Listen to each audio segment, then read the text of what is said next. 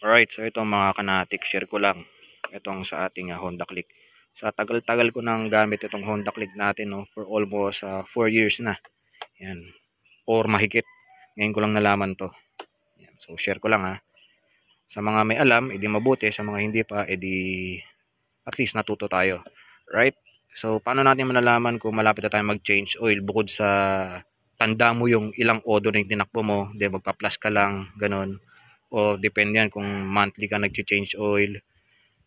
So paano naman kung nalibutan mo, hindi mo alam kung 1,500 ba sinet mo or 2,000, right? So all we need to do is start yung motor from off, i-on lang natin. Long press lang natin yung select and set button hanggang mag-blink yung oras. Yan, pag nag-blink yung oras, pindutin natin na once yung select button. So ito makikita nyo 177 km. Kailangan natin mag-change oil.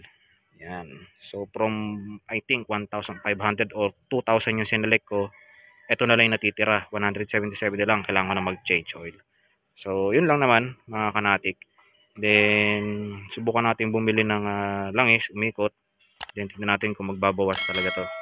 So let's go. The next day.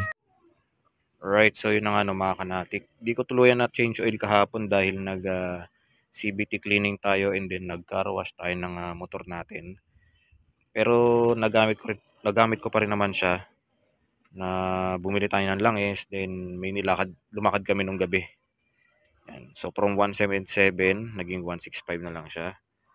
Pero ngayon siguro mag-change oil tayo, papalit tayo ng bearing sa harap, and then maglilinis tayo ng ating air filter. So let's go.